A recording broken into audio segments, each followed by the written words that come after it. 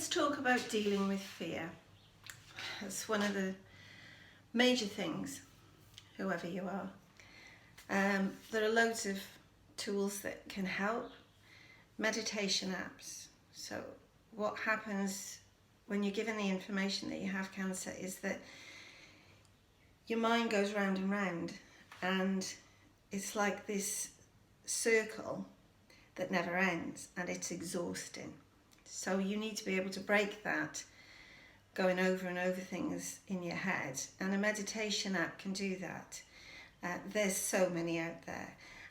The one I remember that I used actually years ago when I had a previous surgery, and I couldn't sleep, and it was just this lovely voice saying that you were in a boat and this beautiful scenery was around, and if you get the right voice, it'll get you off to sleep or it'll calm you. So I would suggest that. Something else that really helped me, I'll talk about in more detail in another episode to do with complementary therapies, but is Reiki, R-E-I-K-E. And that, I don't know how it works, and to be honest, I didn't care. I gave it a try, and that really helped me. It made me cry, sort of. You're just lying there and the therapist has got her warm hands on you and it's all very quiet, and the tears would just sort of plop down the side of my face, but afterwards I just felt so much calmer. There is a process you can have called tapping, but I don't know any therapists in this area that do it. But years ago I had a surgery, a hysterectomy that went wrong, and I had to have bladder surgery repair, and that was about 2 months later, and it was still quite at the front of my mind, so I was anxious, and she sort of just tapped points on my body and said little bit, started with big surgical fear, and then little surgical fear, right down. I came out of there and I was such a different person. Massage has been wonderful. I'll talk about that in depth in another episode, but that made a marvellous difference to me, which in that program about your immune system gave me a real explanation, because when the therapist touches the skin, it connects with nerves which connect with glands which boost your immune system. So it doesn't just feel good for the obvious reasons, it is actually good for you, and that calmed me. I also found that I needed a mantra. When I was in my worst fear episodes, something to say, and mine was, "This too shall pass." I mean, that's a really old one, but a lot of people have needed it over the years. And I'd say it over to myself, and it would focus on it, and that would stop me with the circulating thoughts. And I also made a list of the things that I was doing differently, things that might alter the outcome, so I would have a good outcome, and that the cancer wouldn't return, because that was obviously a fear further down the line. The first thing you're thinking about getting rid of it from your body, but that's what I did, and this is my list which I kept. So, reasons why things should be better from now on. So what I said is, I felt I had lost control of my body, my health, my life. I needed to take back some of that control and find a mantra to repeat to myself of the changes I was making to prevent the cancer returning. The list is very personal to me and not all medically based. Some of it is speculation, but it still helps me to run over in my mind if I start fretting. 1. I stopped using estradiol pessaries, which was a hormone. 1. 2. I had stopped working by this point, so I stopped the extreme stress and adrenal overload leading to estrogen overproduction, possibly.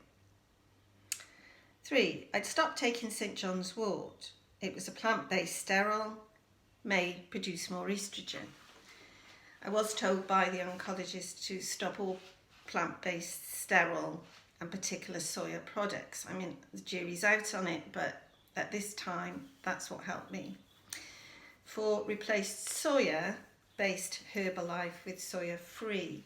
So for about 20 years or more than 20 years, I've been using a protein shake in the morning, which is from a company called Herbalife, and it really agrees with me, and it's got loads of vitamins and minerals. It was designed for astronauts, I believe, and then a man who had a mother with an eating disorder adjusted it for use as a protein shake.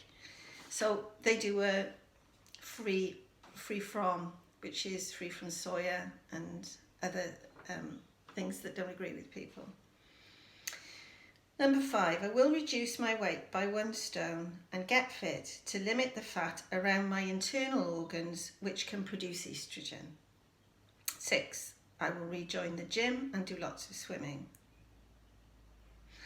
7, I will take letrozole to block estrogen production. That was the first medication I was put on after I'd had the chemotherapy. I've changed that now, and I'll talk about medication and side effects later. Number 8, try to stop using sweeteners. Well, I failed on that one, but what I do is I actually cut the sweetener in half, which may or may not make the slightest bit of difference, but somebody said to me, stop taking sweeteners, they cause cancer. Honestly, that wasn't based on anything, but I thought, well, let's try. I stopped using antiperspirant. Now again, the jury's out on this, but actually what I found after I'd had the chemo and the surgery that I didn't need, and I don't do a great deal of exercise other than at the gym, or if I do, I just have a shower afterwards. Reduce my alcohol intake. Well, this comes and goes. You know, at the moment I'm doing dry January because, particularly after watching that program about your immune system, it's clear that alcohol plays a part. I'm going to get plenty of sunshine to strengthen my bones because the tablets to block estrogen can affect your bones, and I thought, get the vitamin D in. Take calcium and magnesium. Take cod liver oil for the joints, which I'm still doing. Eat lots of vegetables, particularly beetroot, asparagus, broccoli and mushrooms, which some studies say could prevent cancer. Eat lots of fish, good oils and bone-in sardines. Have regular massage to relax me and Reiki when needed to release built-up emotions. Hobbies. Never really had hobbies, I was always working. But I used writing as a therapy. So I wrote my cancer story. I had written about 20 years ago I'd started. I was working part-time and that was fiction, but I wrote my cancer story, and that in itself was a therapy to calm me and a pleasure. See friends and groups of friends more often, which has been shown to benefit well-being. Tricky in lockdown, but hopefully we'll be able to get back to doing that soon. Help others and volunteer when you're well enough. Do something which will help someone else, whether you share your cancer story with someone that you meet that is just being diagnosed and you can lift their spirits. Practice mindfulness and savor every day. Finally, leave behind guilt, regret and anger. Find your peace. So there's other things that you can do. Burning essential oils and distractions. So one of the things I did when I was waiting for test results for one of the mammograms and I was a bit fraught, I did pickled onions. So that's easy enough. Just buy a bag of pickled onions from our local market, get the pickling vinegar, and follow instructions. I just Googled it, and I could sit and watch the television, but also peel the onions at the same time. So there was enough going on to take my mind off thinking about my fear. I've recently, well, last year, I took up knitting again after 30 years, and that really helps. I knit sometimes just sitting there, but at other times when I need a distraction, I'll put the television on. Nothing I really want to concentrate on, so I can concentrate on the knitting. I mean, there's even little things, if you're not a knitter, they're advertising these plastic things that you make bobbles for bobble hats on, and then you can make them into a mat for the floor by just sewing them together. So whatever you fancy really, but something that you have to concentrate to do it, which stops you fretting and going over and over your fears in your mind. I found on my worst days where I didn't really know what to do with myself, shall I lie in bed, shall I sit in the chair? What really helped was box sets. So I watched one of my favourite programmes, The West Wing, and the more I watched it back to back, the more involved in it I became, and the more it took my mind off my fears. Then there's reading. If you can concentrate enough to read, which you will at some times, and particularly if you can't get to sleep at night, I read the Bill Bryson travelogue books.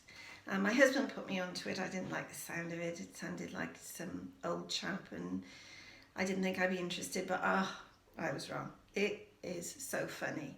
The funniest one was about his trips around Europe, and actually I laughed so much the one night that the family, because I was in a bedroom on my own, the family thought that I was crying, but I had tears running down myself laughing, and my body was shaking, and that laughter was such good medicine.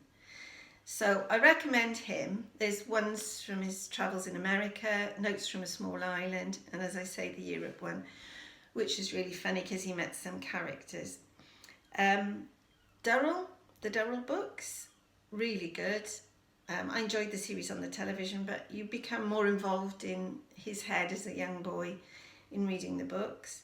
And Michael Palin's books about travel. So I enjoyed the travel books so much, and they helped me because I was stuck in the house, I was stuck inside, and it was like a window to another world, and I felt I was outside travelling. So that's what I would suggest.